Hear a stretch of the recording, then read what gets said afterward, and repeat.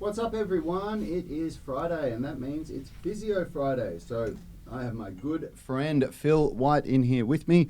We're going to be talking all things injury, injury prevention, injury rehabilitation, or as we like to call it at Unity Gym, regressions, and how to get you back on your feet faster. All that and more coming up. We are the gym that teaches people how to move instead of just exercise, because we believe that health is about performance, not just body image. Hey everyone, in case we haven't met, my name's Rad Burmeister. I am one of the co-founders of Unity Gym and the UMS, the Unified Movement System, where we turn driven people into superhumans. And the way that we get such astonishing results with our members is that we've created a unique program that has a balance between strength, flexibility, and cardio fitness. If you want to know how we do that, grab one of the free blueprints, the flexibility blueprint, strength blueprint, or the nutrition blueprint. There's a link in the description for all of them. And today I'm joined by Phil, our resident physiotherapist. How are you, Phil? Very well. Excited to be here for your 42nd birthday. 42nd birthday. You'd everyone. Swear I wasn't a day over 41, would you? Yeah, I don't know. I think that's like that gold tooth glint that you have every now and again kind of makes you look like you're a wise man who's seen some things. That My son wigs out about that sometimes. He goes, "Have you got shiny teeth, Daddy?" It's hilarious. So funny. Cute. Yeah, 42, huh? I definitely, the only time I ever really feel that old is when I get out of bed and I feel my back in the morning before I stretch, and when I look in the mirror and I see all the grey hairs, or when I look at a picture of myself when I'm really happy and I see all of the wrinkles in my face when I'm smiling. If I'm not smiling, you'd swear I'd only be 25, but...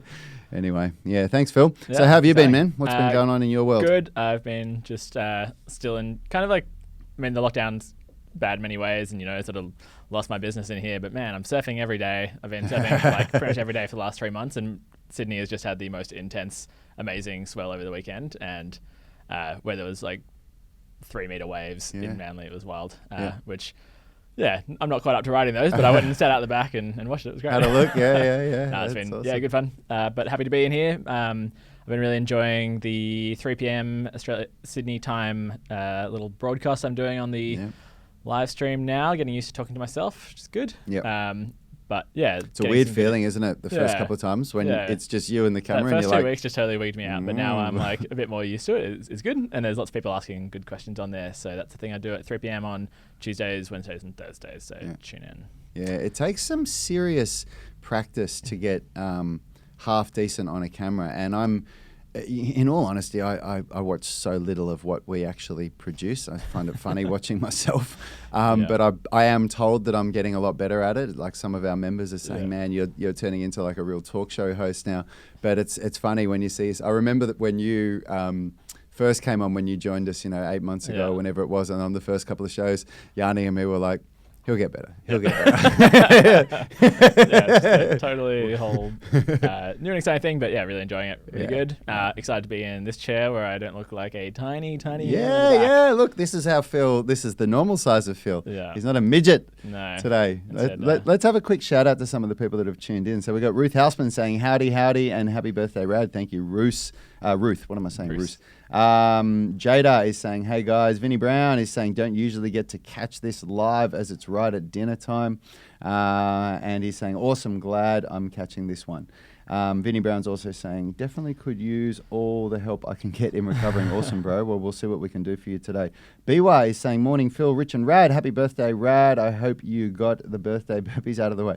I did not get my birthday burpees out of the way, BY. If that's a thing, I may have to do them later. On your BY. Vinny Brown saying, 42, the answer to life, the universe, and everything. Yeah, that's it, man.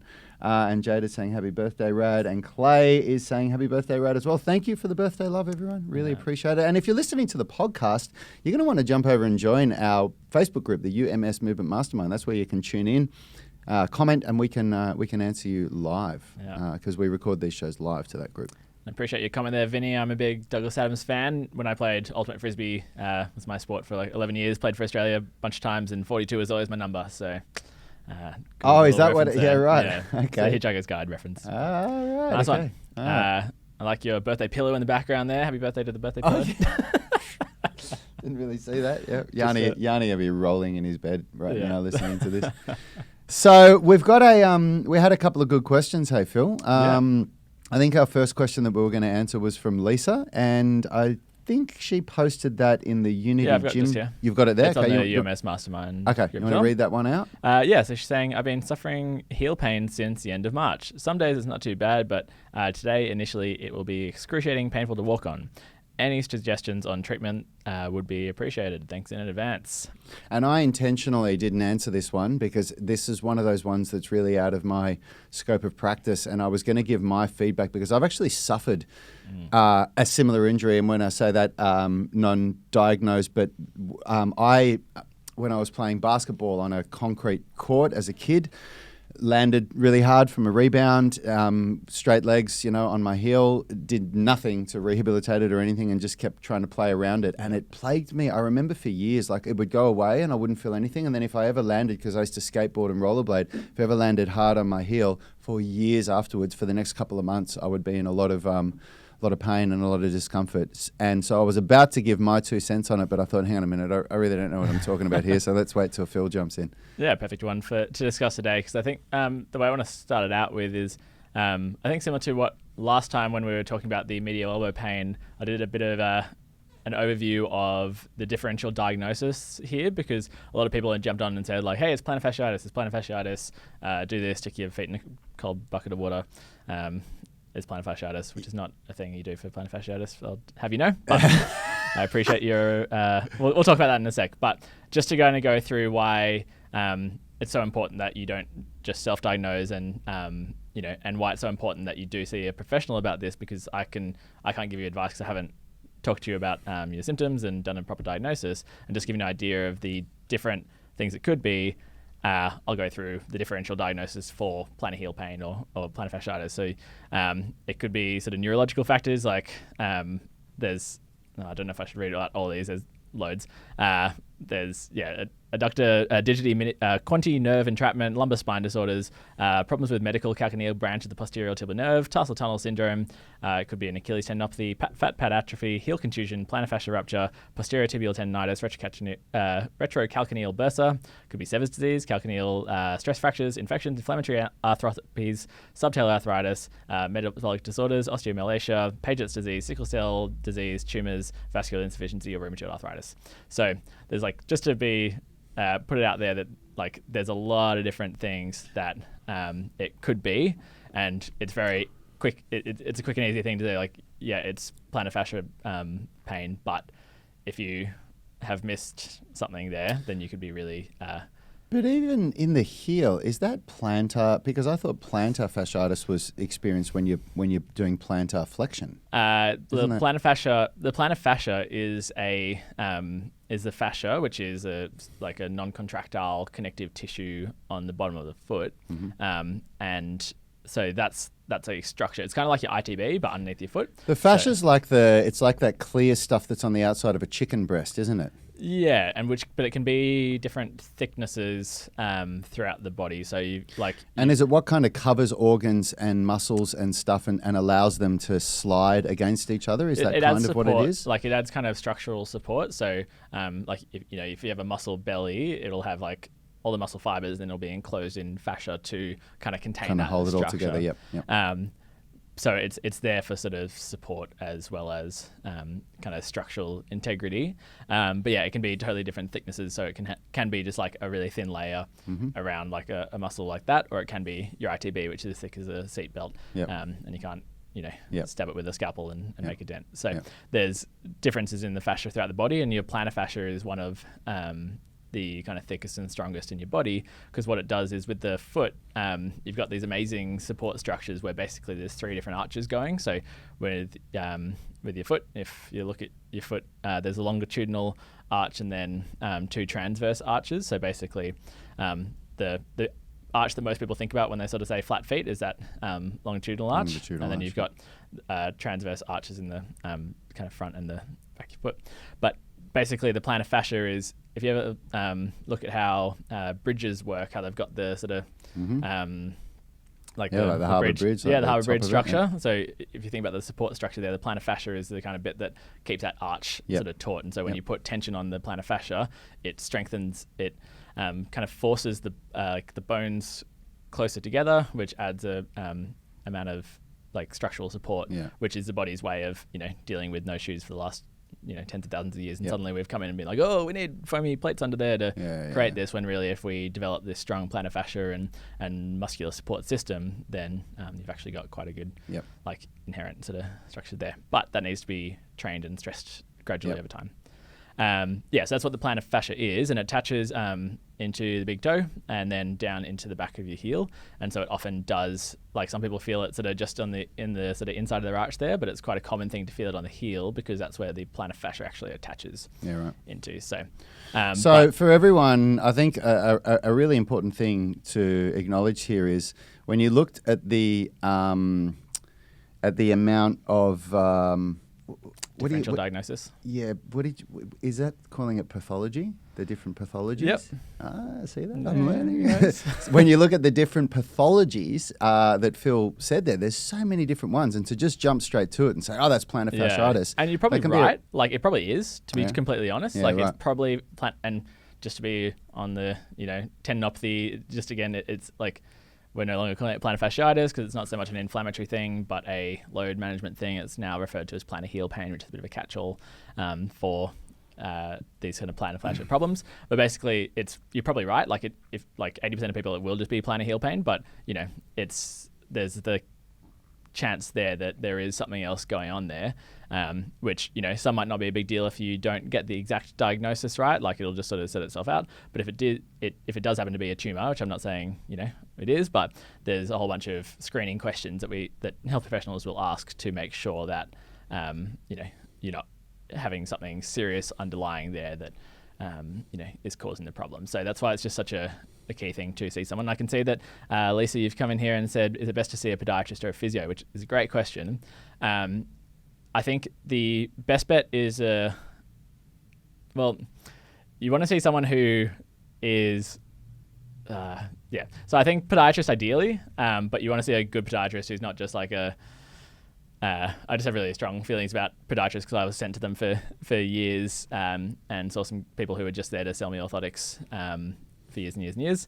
And then I've since found an excellent podiatrist, and I would 100% go and see someone like this. But yeah, with physio, just to give you an idea of how much we learned about the feet, we had like a 2-hour lecture on like diagnosis, and then we had a 2-hour lecture on treatment. And as I showed you there's so many different things to know about. So unless you've taken a special interest in feet, and usually that's with running physios, we'll kind of go into that foot and ankle side of things.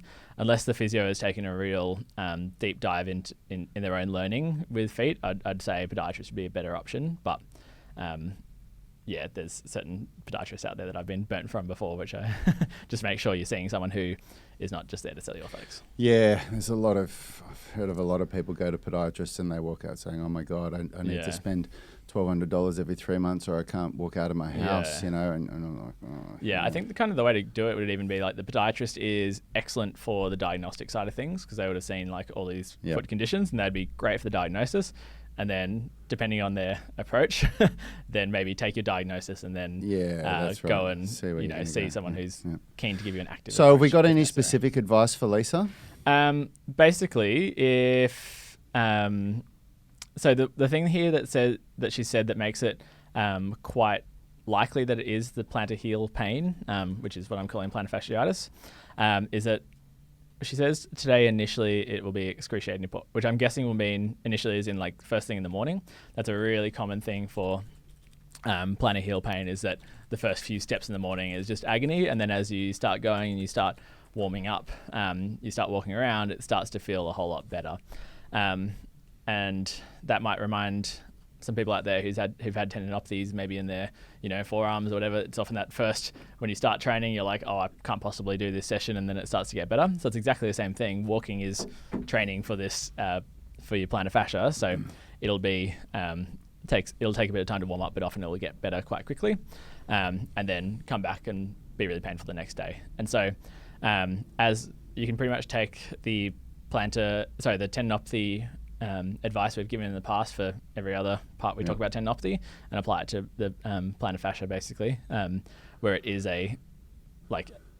a matter of capacity and you've gone above your capacity, which has started this kind of pathological state, which has then brought your kind of capacity down, and you need to then build it up slowly.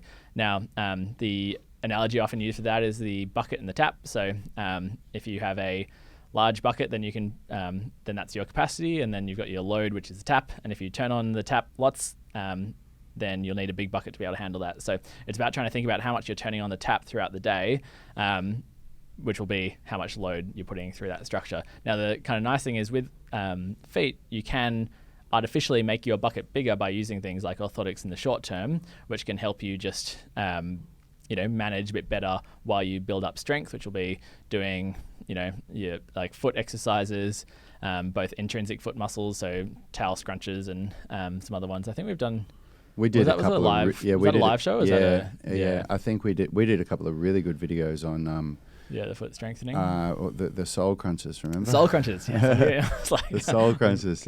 I'll see if I can. You keep talking. I'll see if I can find it. But then, your plantar fascia is also, like as I said before, it attaches into your big toe and then up into your heel, and it's kind of continuous with your Achilles. Like it sort of blends towards your Achilles. So doing single leg raises, or starting off with double heel raises and moving on to single leg raises, the way that you can progress the stress on that system to then strengthen it up. So, but again, it's a matter of sort of finding where you're at and then building up gradually, and trying to build up the size of your bucket. And as I said, it's all the things you do throughout the day. So, walking around, going to the shops, walking upstairs might be particularly challenging because you're going up on your toes. So all of these things you've got to be aware of are turning on the tap, and then it's a matter of figuring out how you can get your exercise in without totally exacerbating the issues. So that's kind of how you go about making this better. Now, in terms of things you can do to self-manage, like some people do find success with doing some rolling through there as a way of alleviating some of the pain, which is probably a similar mechanism to this person who said stick it in a super cold bucket of water first thing in the morning, which is it's the same mechanism that I talked about with manual therapy in some of my earlier shows this week about the idea of diffuse noxious inhibitory control, which is basically like if you flood the area with some other stimulus. So in this case, this cold water is like activating all these sort of temperature control fibers, and that's going to kind of distract your brain from the pain. So in the same, that could be quite a helpful thing just to get over that first few steps. And the same way with your rolling your feet on a massage ball might do a similar thing where it just kind of helps with the pain, but it's not going to make it better long term unless you strengthen it. It's funny, how this whole rice, priced thing has evolved. Police, peace and love. Yeah, all this stuff, and it's come back to really, well, the body actually knows what to do, so just get out of the way and let it, do its thing. And some of the best, I think some of the best modern treatments, which are so going back to the basics, is just try to start creating some movement in an injury as soon as you can. Like so much so that, one of our members fractured her forearm, and they were saying that, only 10 years ago that it would have been put in a cast and it would have been in there for, so the forearm, that's a really stupid description, isn't it? The fibula. Not the fibula, the ulna. I was thinking underneath. The leg. Yeah. The head of the ulna. It would have been the head of the radius probably if it's... Really? If they're still moving it, yeah. Right, okay. Yeah. And they put wires in there, but left it to be able to move. And they were saying to her within 3 or 4 days of having the surgery that she should be doing movement to try to strengthen it, which is very, very different to the way that things were dealt with years ago. It was put in a cast. Exactly. And rest, like with rice, which used to be the old kind of acute injury, it was rest, ice, compress, and elevate, which is like, if you kind of think about all those, it's very passive. It's just like, bed rest. Don't do anything with it. But now, it moved to police, which was protect, optimal loading, ice, compress, and elevate. And now it's gone to peace and love, which is we've gone through before. But basically, it's all about you want to give it that optimal loading environment, which might be like totally letting the, not moving the bone, for example, but you might, be moving your fingers as a way of getting the forearm muscles around it to stay active and stay strong, because it's Yeah, and I think the hardest thing to understand, it's funny, whenever we have these talks, the more and more we have them, the more and more it kind of, for me, it comes back to this concept of, an injury is an insight into where a weak link in your body is. And the answer is almost always to manage load, which means, like, when we say manage load, I understand that, like, it's a language that Phil and Yanni and Richard and I really understand, but for you, the listener, maybe you don't understand what we mean by that. It means it's usually an abusive load that's caused an injury. If it's a chronic injury, it's usually an abusive load that's happened over time that's caused this chronic condition.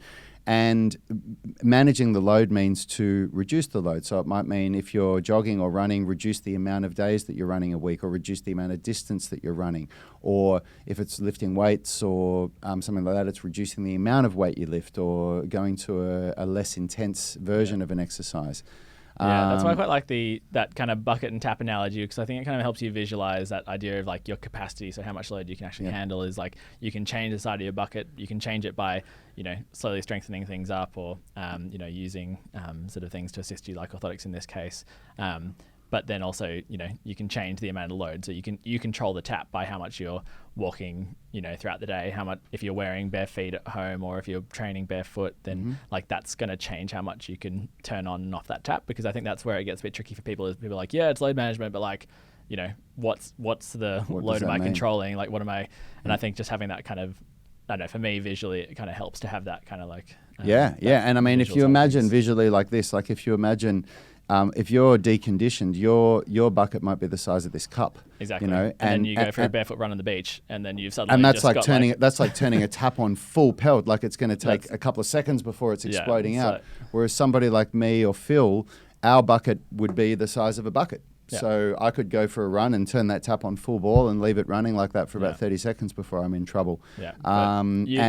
And over time, over training the right way, your bucket gets bigger. Exactly. And that doesn't happen from saying, I'm going to turn the tap on, and the bucket should adapt to it. It's not the way it works. We've just got to respect that with injuries, that will shrink your bucket. And so you've got to shrink the load accordingly, and then slowly build things up and slowly let it grow. So lots of analogy world there, but I think it just kind of helps to visualize that idea of load management. Like, it's just, it's such a key, important concept, and the better you can wrap your head around that, the better you'll be able to manage yourself. Yeah, basically. Absolutely. Have you got another question? Yeah, I do. Phil? But before I do, Jada's got a question quickly here, which is, are there any stretches you can do for flexor tendons in the toes?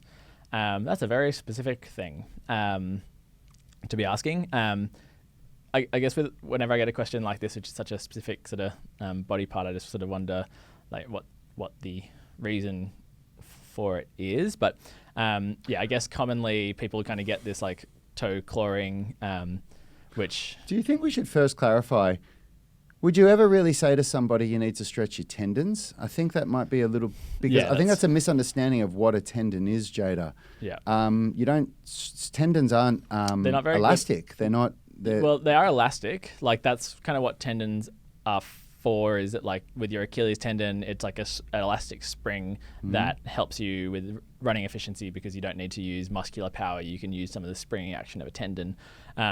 But with all sort of stretching research that's been done, it shows that it's really, really bloody hard to change the length of a tendon. It doesn't really happen. You're more changing how much your muscle fibers are basically able to relax and have that stretch tolerance, and it's also it's more of a change happening in the muscle usually than the tendons itself.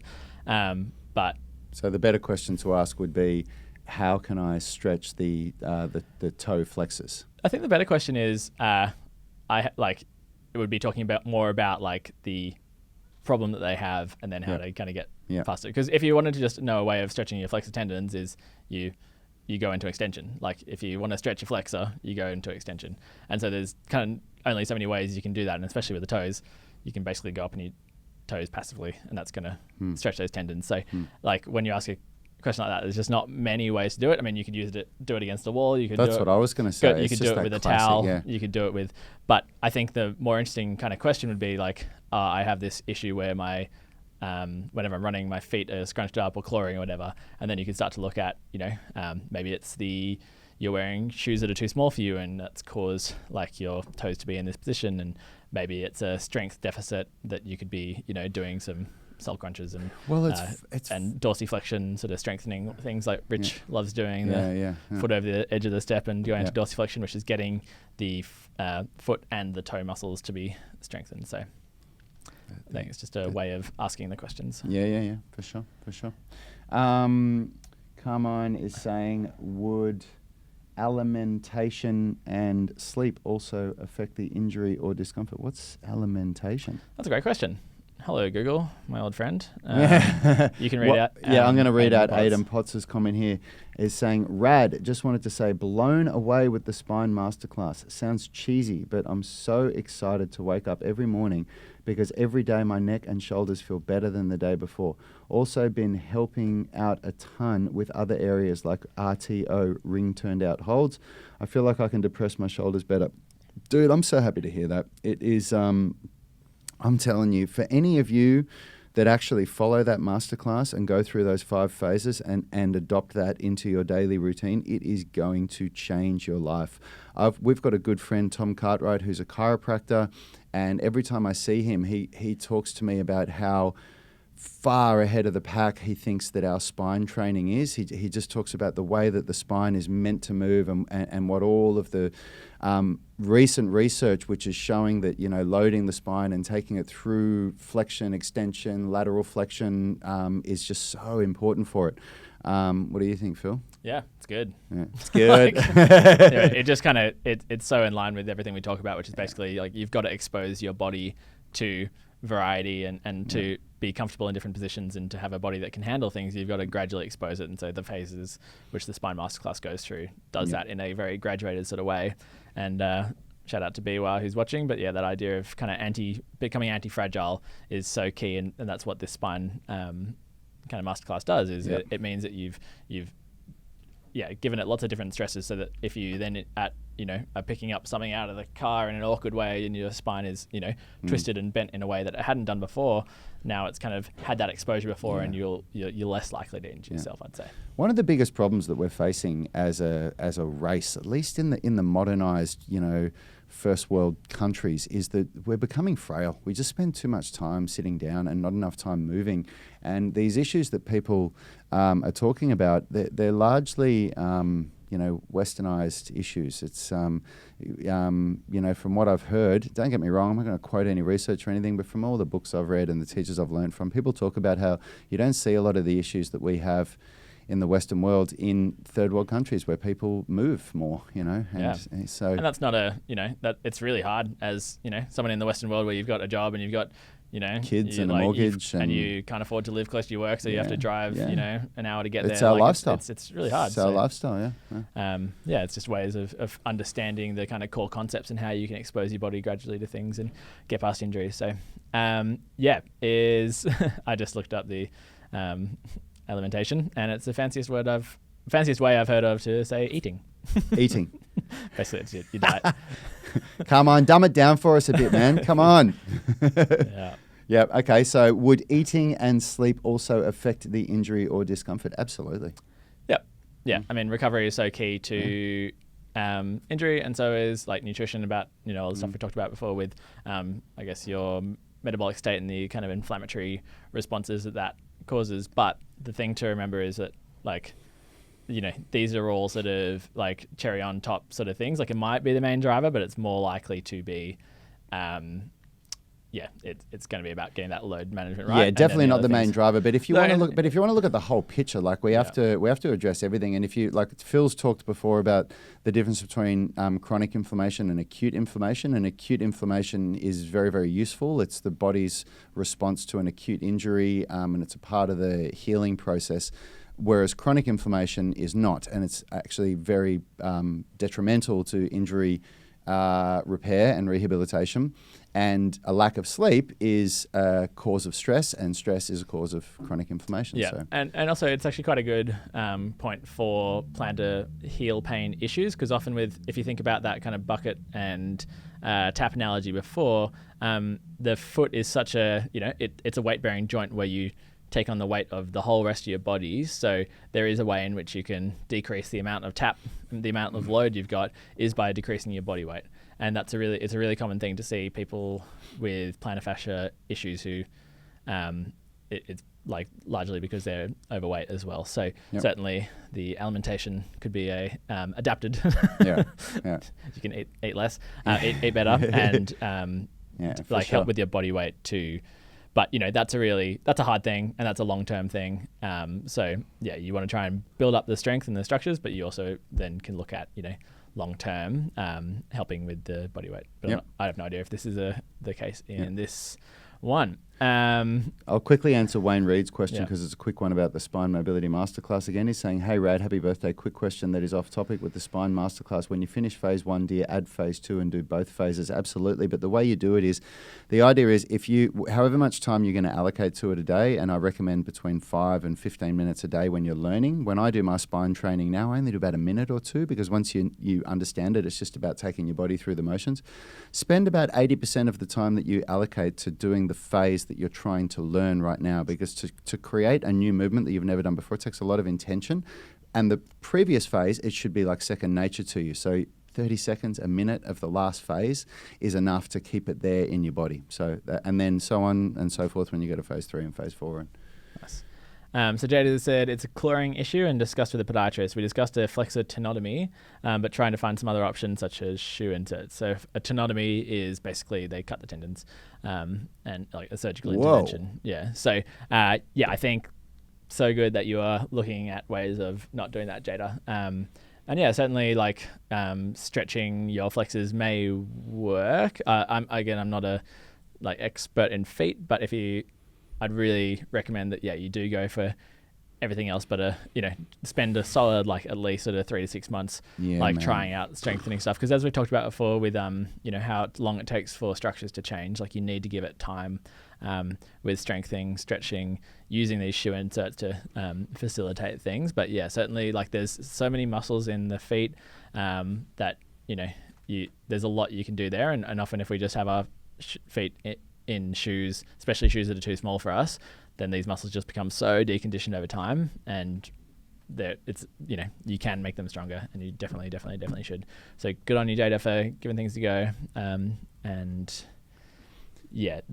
a lot you can do. I would obsess over rehabilitation for at least 3 to 6 months before looking at surgical intervention, unless it's an acute injury. I've only had surgery for an injury once in my life, and it was an acute injury where I got I tore the Liz Frank ligament, and it was a total rupture. It wasn't a partial tear. So that's after multiple opinions, the advice was, you're going to need surgery for this one. Another example is my slap tear, my shoulder. Some people said to me, you're probably going to need to get surgery for that one. But speaking to somebody like you, Leroy, and my own gut feeling was, stuff that. Let's see if I can fix it without surgery. Yeah. And then if I can't, then I'll get the surgery. Yeah, so keep at it, Jada. I'll have a look at... Have you already got some exercises from your podiatrist? Because if not... I'll send you some ideas of things you can think about doing. So if you, Jada, as well, if it's within your budget, do an online consultation with Phil. I'm telling you, it's worth its weight in gold. My ability to rehabilitate the injuries that I've had over the past 5 years is largely due to the access of information that I had with Phil, and it had nothing to do with him putting his hands on me. It was just sitting down and discussing what goes on in the body and the things that I should do and shouldn't do that made me go, that's how I should do my training. And that's why I know as much as I know about injury rehabilitation. It's because of having a guy like this close to me. So these online consultations are going to be life-changing for you, for any of you that are out there kind of feeling a bit lost, having a diagnosis of an injury and not knowing where to go with it. If you've had scans or anything like that, or had a good diagnosis, then it would probably even be a more valuable session with you, because you can say, look, this is the diagnosis. What do I do? I highly recommend that. Does make things easier. Cool. So there's. I'll just answer quickly Vinny's question on Yep. the live stream, and then we'll go to your one. So Vinny is, it looks like it's not specifically a physio question, but because it's on the live stream, we're going to answer it. Given that Wednesday is middle splits day, does it make sense to go a little lighter doing that workout again on Saturday to reduce the load? That can get pretty intense. I enjoy doing that one twice, but don't want to overdo it. I wouldn't do that with the middle splits. The middle splits is one of those workouts that I've found you get better results from doing it once a week. And then, Vinny, you want to do, if you do daily mobility, like what we do at the end of the at-home workouts, once a week is more than enough, bro. Yeah, I've seen your videos. Looks like you're pushing it pretty hard there, Vinny. So just like, and awesome results. But dude. Like you'll be able to get better results long term if you don't overdo it. I'm blown away at the way that, because I've been told for 20 years that if you want to get flexible, you've got to stretch every day. And it was the most basic, instructions. Stretch every day, or you won't get flexible. And it didn't work for me. And it didn't work for many people that I've prescribed that to. And so that's why we're so specific on saying just do these things a couple of days a week, but do gentle mobility daily.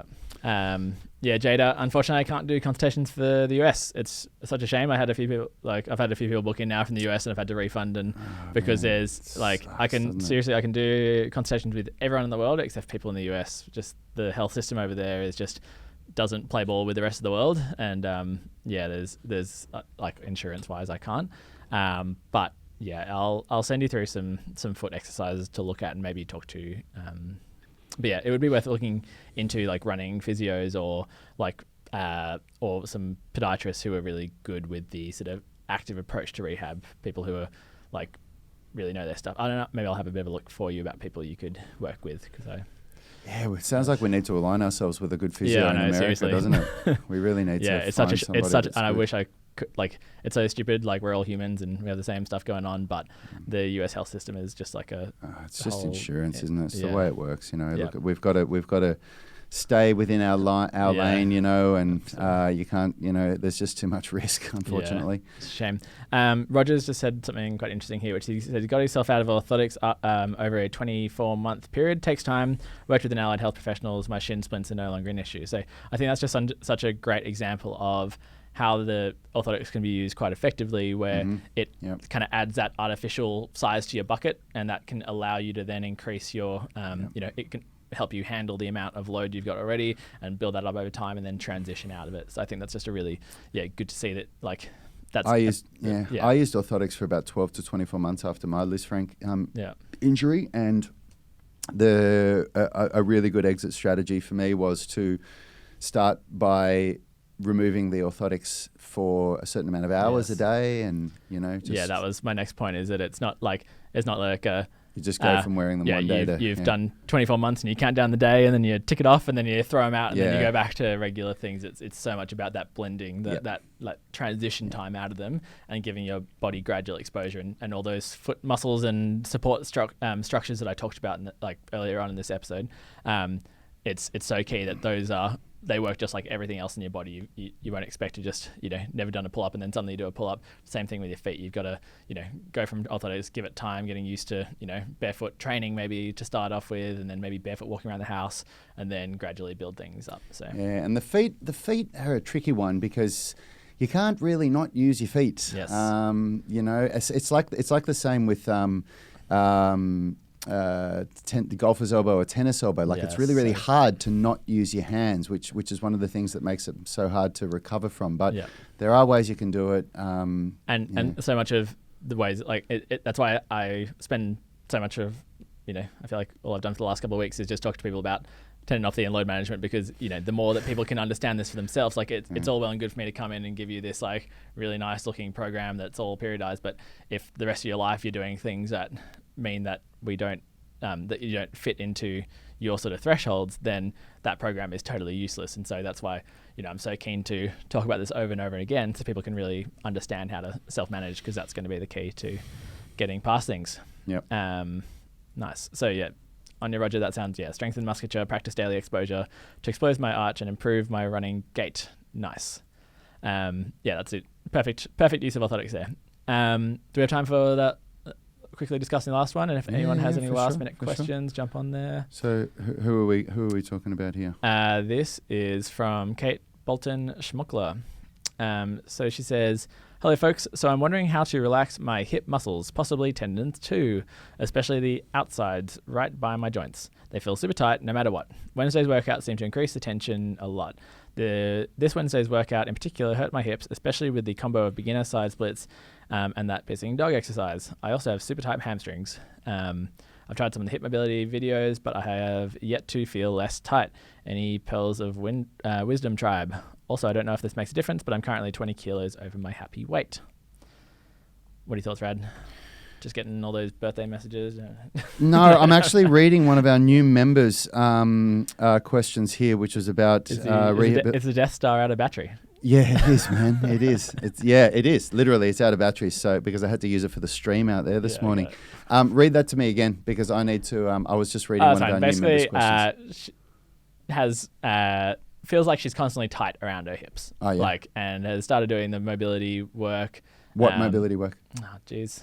No, it's quite a long paragraph I just read there, Rad. I know. But I know. I got so sucked into someone else's question from the online coaching. Yeah. Asking how to relax hip muscles, possibly tendons too, especially outsides around the joints. Feels super tight no matter what. Wednesday's workout with the side splits and the pissing dog stretch was particularly challenging. Also super tight hamstrings. Have tried some of the hip mobility videos, but have yet to feel less tight. Any pearls of wisdom? Currently 20 kilos over her happy weight. Yes, I strongly recommend that you grab the 18-minute stretching routine this weekend because it is the flash sale for this weekend, which means that it's $29, normally $99, and it also has a whole bunch of other programs in there. That is the best. Do you know what else you got in there? The loaded stretching routine, which is what you use after the 18 minutes, which is just an amazing value grab because we're giving you the next program that you would use after the 18-minute stretching routine. There's the intermittent fasting program, which is really, really good. That'll teach you how to transition. Currently someone is saying that they're 20 kilos over their weight. That's right. Yeah. I'm telling you.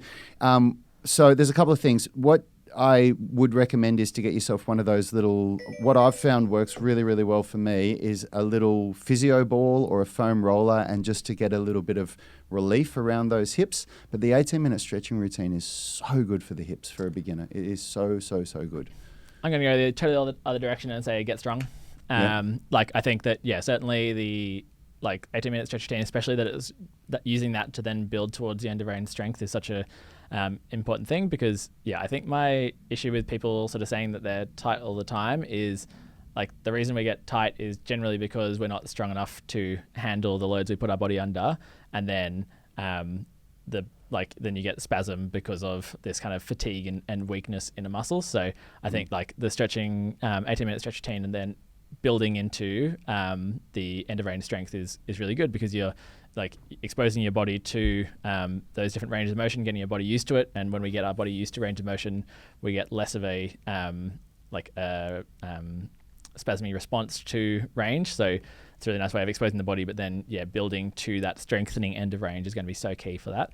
But then I also think that with just to go back to the bucket and tap analogy, if we can decrease the tap by gradually reducing the excess body weight, then that's going to already make those muscles more efficient because they have less load on them. So that's going to be really helpful for your hip muscles. But if we can also be building up, really focusing on strengthening up your hip muscles as well, then they'll be able to handle, that's building up your bucket and you'll be able to handle the amount of load you're putting in. So I think, for sure. And there was a really good comment on there by was it by Clay, I think? It was by Wuno Elev, I think. Just basically saying that that they didn't start getting progress in relief from soreness and tightness until they combined strength training with the stretching, like Brad and Yanni recommend. So I think it's so key is that you're using the stretching for that kind of sort of symptom relief and exposing your body to range and then building to end of range strength, but also with the combination of building up the capacity in your body through strengthening and helping, and the more you reduce your weight, the better your system will be able to handle it as well. Yeah, for sure. For beginners, that 18-minute stretching routine works so well because a lot of beginners talk about how hard it is on their body because we do the squat routine and the 360 hip mobility and stuff. So that does develop strength for somebody like you and me at feels like nothing, but for people that are new to it, they're like, For me, I'm pretty.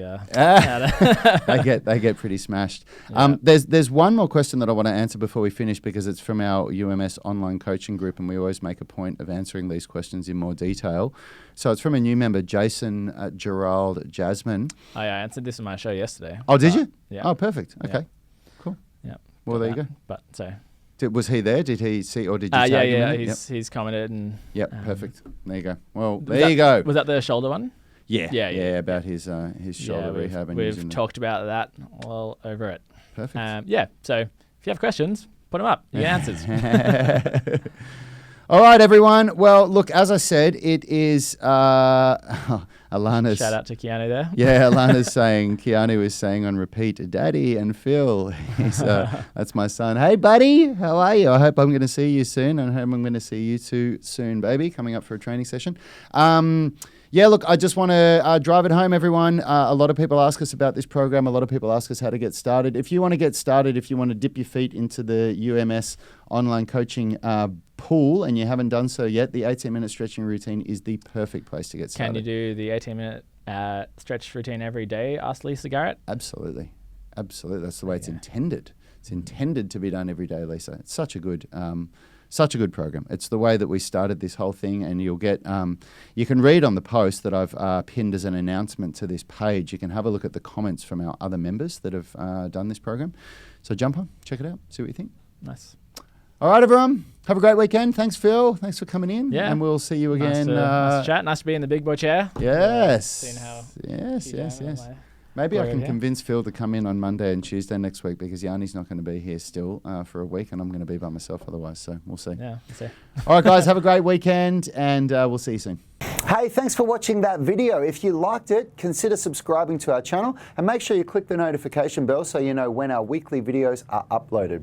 Now, the best thing for you to do if you want to stay connected with us and get free online coaching is to join our private Facebook group. It's called the UMS Movement Mastermind, and we go live daily where we answer our members' questions. It's very interactive because you can post questions while we're live and we interact with you on the show.